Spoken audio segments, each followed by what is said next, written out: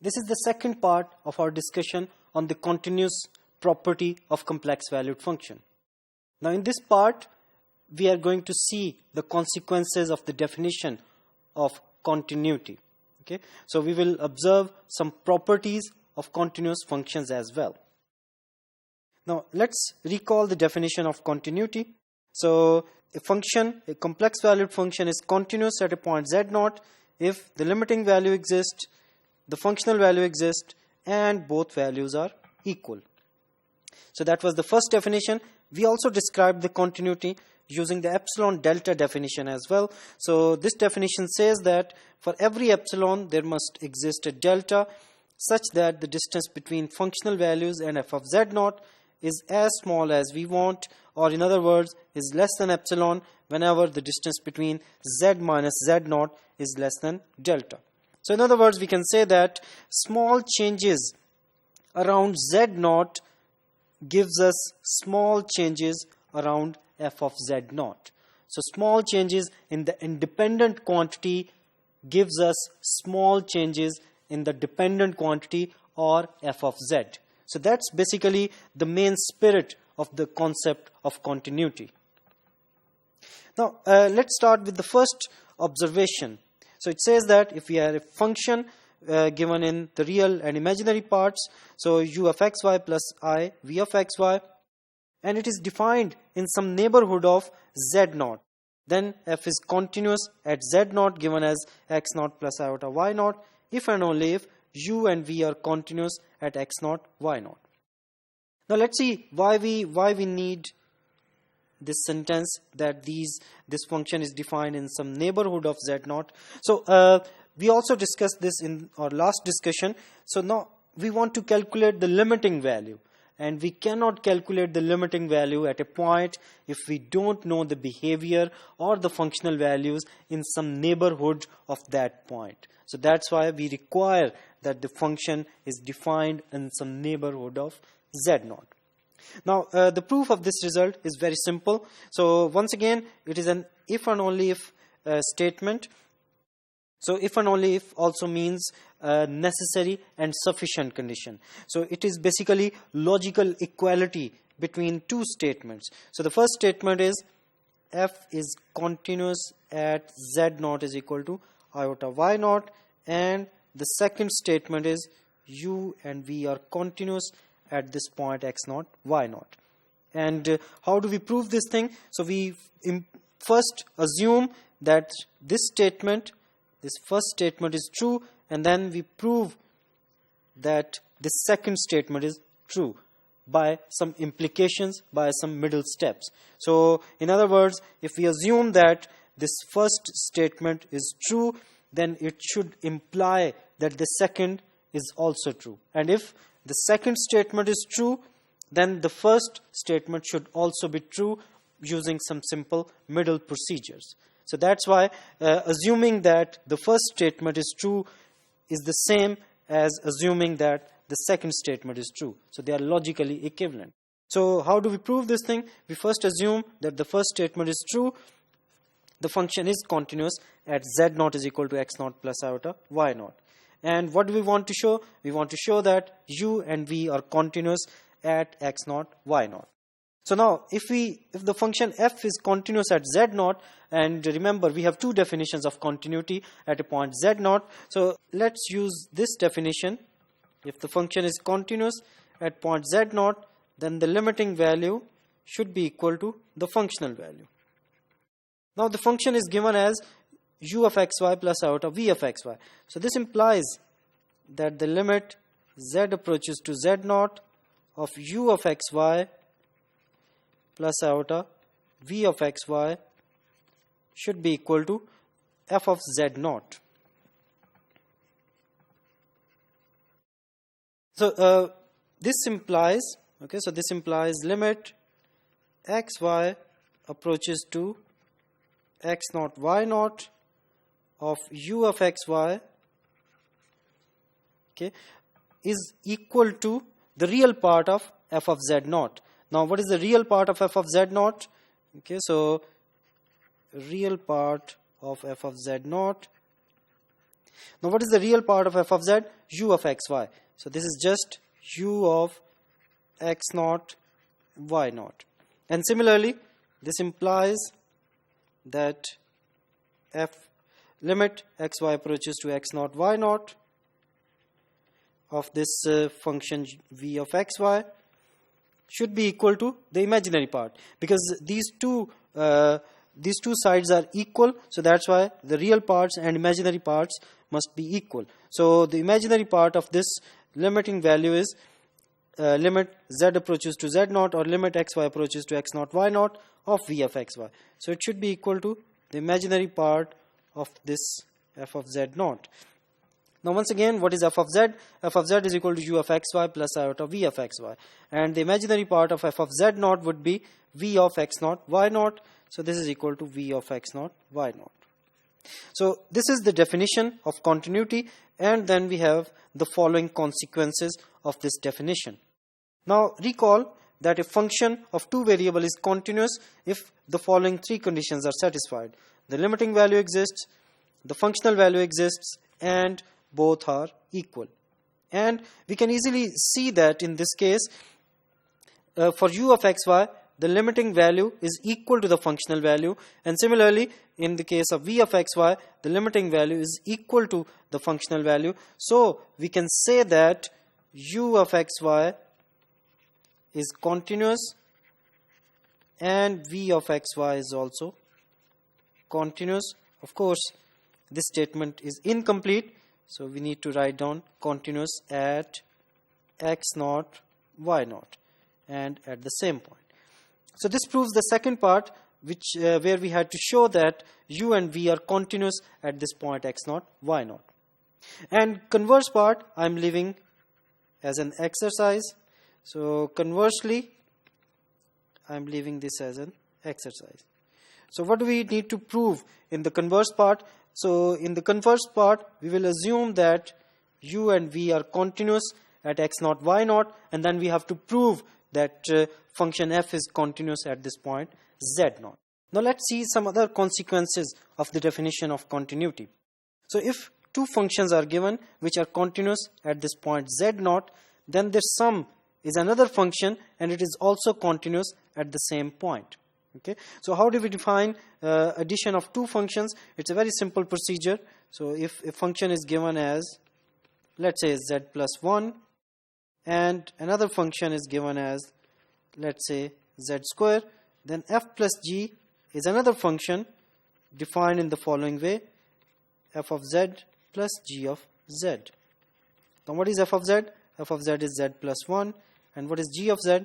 G of z is z square. So basically, this new function, which is the addition of f and g, is this z square plus z plus 1.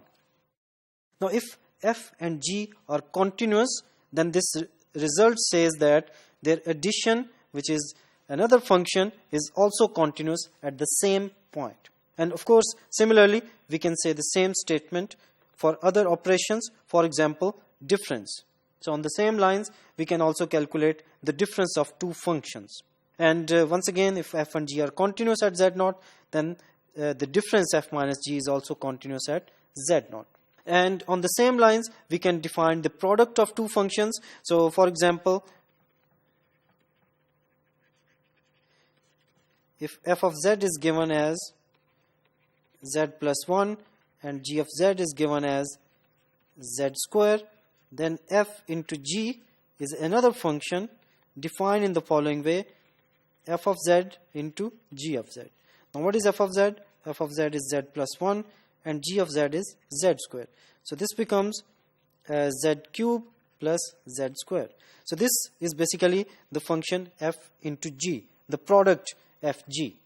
So this result says that if f and g are continuous at z naught, then their product is also continuous at the same point z naught. And the last part of this theorem says that if f and g are continuous, then their division, their quotient f over g is also continuous. And of course, we can only say this statement if g of z naught is not equal to 0. Okay. So once again, how do we calculate the quotient? So if f of z is equal to z plus 1 and g of z is equal to z square. Then we can calculate the quotient f over g. It's a function defined as f of z over g of z. And since f of z is z plus 1 and g of z is z square, so this is the quotient of these two functions.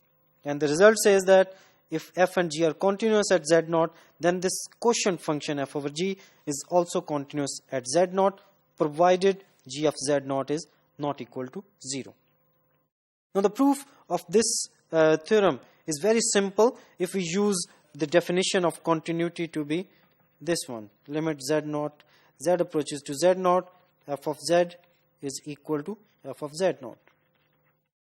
And further we can assume that f of z is given as f of x plus iota y, which is equal to u of xy plus iota v of xy.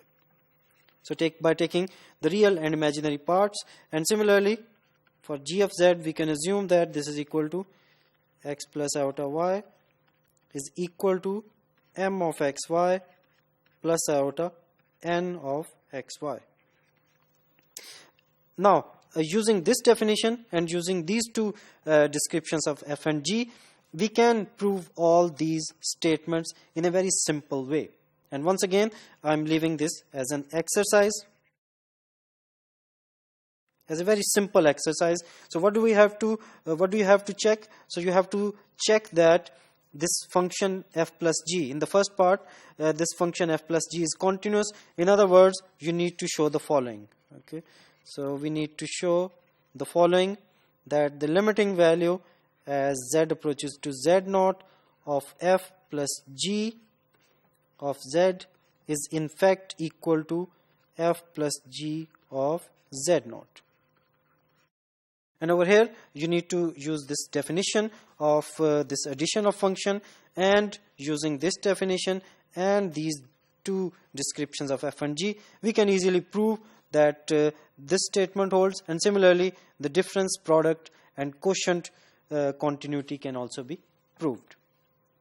Now let's observe some special function. Basically it's a polynomial function, and we want to prove that it is continuous at each point z0 in the complex plane. Now we are going to use this function very oftenly in our later discussions. So by proving that they are continuous, it will give us much more information about this function. Okay, so how do we prove that this polynomial function is continuous? Now observe that this polynomial function has terms separated by this sign of addition. Okay, so the first part is a0, the second part is a1z, and up to so on, and the last part is an zn. Of course it's a polynomial, so this n has to be finite, and all of these powers must be non-negative integers. Okay, so to prove this thing, we will use the previous theorem, where we proved that if two functions are continuous, then their addition is also continuous. Okay, so basically p of z is given as a0 plus a1z up to so on plus an zn. So in the first part we prove that this function is continuous. In the second part we prove that this function is continuous, and then we keep on proving that all these functions are continuous. And then of course if all these functions are continuous, then their addition would also be continuous at point z0. So how do we prove that this function f1 is continuous?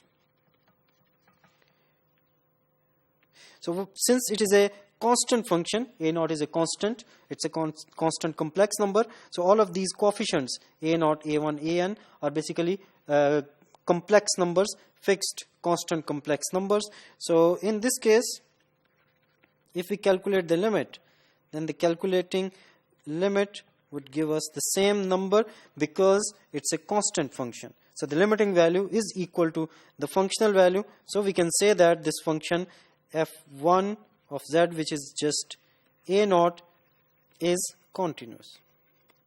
So now in the second part we are going to prove that this function f2 Okay, so F2 case, now we want to prove that this F2 is continuous. So how do we prove that? Now we are going to use the Epsilon-Delta definition. Okay, so to show, so what do we need to show? For epsilon greater than 0, there exists delta greater than 0 such that the distance between A1z and the functional value at z0, which is going to be A1z0, is less than epsilon whenever the distance between z and z0 is less than delta, and of course greater than 0. Okay, so how do we find this delta? To apply this definition, so how do we apply this definition? So we assume that this epsilon is arbitrary. Okay, so this is arbitrary. It is any real number that we choose. It is independent of anything. Okay, so it is independent quantity. Now, to prove that this is continuous, what do we do? So we find this delta, which is basically a function of epsilon. Okay, so the main task is to find this delta. Now let's see how to find this delta. So starting from A1z minus A1z0 less than epsilon. Now we can take common this A1, so it becomes z minus z0 and A1 modulus less than epsilon. So this implies that z minus z0 modulus less than epsilon over A1 modulus. Now this is the observation. Now once again, let's see what do we want to find. Okay, so to find is a delta such that whenever z minus z0 mod is less than delta, then this thing holds. But this thing is logically equivalent to this statement. So this gives us the idea that if we take delta to be epsilon over the modulus of A1, then this implies that this quantity will be less than epsilon. In other words, so taking delta to be epsilon over modulus of A1 implies that F2 of z minus F2 of z0 is less than epsilon whenever z minus z0 is less than epsilon over modulus of A, and of course this is greater than 0. So we have found this delta, so that's why we can say that this function A1z is continuous at z0, and z0 is an arbitrary point. So far we have proved that this A0 is continuous, A1z is continuous. Now on the same lines and using previous properties of complex valued functions and their continuity, we can prove that this function f3 of z, which is equal to a2 z square, is continuous. So why it is continuous? Because it is product of three functions, you can say. So first function is this continuous constant function a2, and then we have z, and then we have z. And we have proved that this z is continuous, and a2 is continuous, and the product of continuous is continuous. So this implies that f3 is continuous. And continuing in this way, we can prove that all these terms of this polynomial are continuous functions. And of course, it's continuous at z0. And now using the property that if f and g are continuous at z is equal to z0, then f plus g is continuous at z0. So using this property, we can say that all the terms are continuous and their addition is also continuous. So this implies this polynomial function, which is the sum of all these continuous functions, is also continuous. So this polynomial is continuous at z is equal to z0. And z0 is arbitrary point of the complex plane, so that's why we can say that a polynomial function is always continuous function.